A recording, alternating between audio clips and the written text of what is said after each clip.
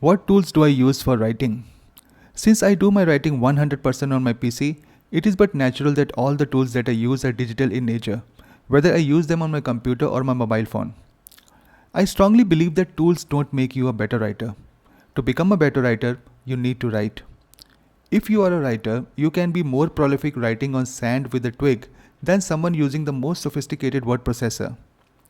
Most of the epic books have been written when even the typewriters hadn't been invented. Can you name even one book in the League of War and Peace that has been written on computer? Moby Dick? Great Expectations? They didn't have the so-called tools back then. The only tools that they had were a lot of time, determination, and an absence of distractions. Since I'm creating this update on the tools that I use, I'm not saying that tools are completely useless. If they are available, you should definitely use them to improve your productivity and make it convenient for you to write. As a writer, you don't just write. You do research, you do editing and proofreading.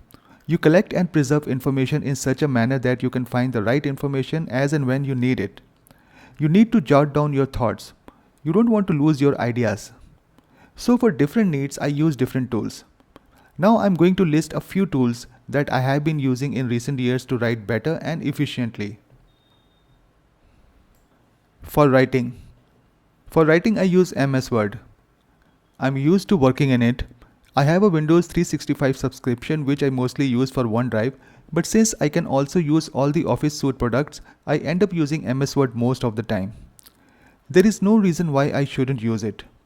I mostly write web page and blog content for my clients, and for these needs, Word is more than enough. Even the mobile app is quite good these days. It is not good for books. Anything more than 50 to 60 pages, it begins to act up. The only solution is, if you have different chapters in your book, you create chapter-wise documents. You can have all the chapter documents in a dedicated folder, and you can name the folder as the name of your book. Many writers recommend Scrivener for writing books. It takes time getting used to it. I have tried multiple times, but even when I'm working on two books simultaneously, I haven't been able to bring myself to using Scrivener. Old Word, in addition to a couple of other tools, is more than sufficient for me as of now. Another great thing about MS Word these days is that its dictation, your ability to speak and write instead of using the keyboard, is much better than what Google Docs has. This brings me to Google Docs. If you don't have MS Word, and if you prefer something browser-based with real-time syncing, then this is the best option. Recently, they have made lots of improvements in Google Docs. It is minimalistic, it's very clean, it has most of the features you need as a writer, even research and referencing. Its mobile app is excellent, in many aspects better than the MS Word mobile app. These are word processors. I don't always need a word processor to write. Sometimes I prefer simple text editor. Sometimes not even a text editor. For example, these days I do lots of writing in OneNote. In fact, I'm creating this script in OneNote right now. For writing educational content, for example, the type of content that I'm creating while working on this script, OneNote allows me to create section groups. And then within those section groups, individual sections, and then within those sections, I can create pages. I know it is confusing, but once you start using it, you will get the hang of it. So if I have a section for what tools do I use for writing, for this section I have different pages such as title and other info, video script, research and images. Basically, when I need to organize information in different sections and write at the same time, OneNote comes handy. It doesn't give me much word processing, but often word processing isn't one of my primary concerns. Before OneNote, I was using Evernote. Evernote is more efficient and robust compared to OneNote, but it has a big problem. You cannot manually arrange and rearrange your sections and pages within those sections, which you can do in OneNote. For me, this is a very big requirement, especially when I started working on different chapters of my book, and I didn't want my chapters displayed and sorted according to the timestamp, but according to the sequence I preferred. I also write on my mobile phone. For typing, I use Gboard because its slide typing is quite good. If you haven't tried slide typing yet, start practicing it. Once you get used to it, you can type quite fast on your mobile phone. It is as good as running handwriting. Talking about mobile phones, even the dictation feature, that is voice to text, is quite good on mobile phones. You may have to train your individual device for better understanding of your voice, But once you have trained it with patience, voice dictation gives you almost 90% accuracy. On my mobile phone, I use the Google Docs app, the MS Word app, and also an exclusively mobile app called Jotter. It is a text editor. It has a very clean interface. You can use different templates according to your own preferences for writing. For the first time in my life, I purchased a piece of software mainly for its look and feel. IA Writer. It is mostly for Apple devices, but they are also offering a Windows version. You cannot use many fonts. With it, you create .md files, which stands for Markdown Document. Basically, I use it as a text editor. I'm mentioning this simply because I'm listing here the tools that I use for writing. IA Writer also has a mobile app which is quite decent. Do I use something extra for proofreading and editing? Nothing extra in terms of software or some online service. I use the inbuilt proofreading features both in MS Word and Google Docs. When I'm not able to come up with the right word, I often take up help from a website called powerthesaurus.org.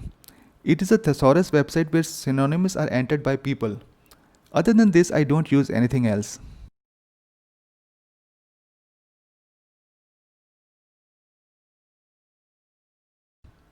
Mind mapping and brainstorming. Mind mapping tools allow you to organize your thoughts using a diagram. You can have a main topic and then you can have various branches for the subtopics, and those subtopics can have further branches for subtopics and so on. I don't use a mind mapping tool all the time. I use it when I need to organize lots of topics and subtopics. I use an open source mind mapping tool called FreeMind. Compared to many premium mind mapping tools, it doesn't look sleek and it doesn't have many features, but what I need, it has. In your Google account, if you are using Google Workspace, you may also have an add-on called MindMap. It is an online browser-based mind mapping tool and it's quite decent. You don't have to use a mind mapping tool to organize your thoughts and ideas. You can use a simple word processor with bulleted points. In fact, this can be much better if you simply want to organize an outline for a big article or a blog post. Trello is also a good online project management and brainstorming tool. It is like a visual board. I had been using it to manage chapter ideas for my book, but ever since Todoist introduced the same feature, I haven't used Trello much. Research and information organization. I need to do lots of research when I'm writing for my clients. Yes, even when I'm creating scripts for my videos on writing, I need to do research and gather material. Research mostly happens on Google. So that Google isn't influenced by my search history, I search in incognito mode. I even change my country in the settings so that sometimes even my location doesn't have a bearing on what results Google comes up with. Google has an advanced search section. You can try out various functions in the advanced search section on your own.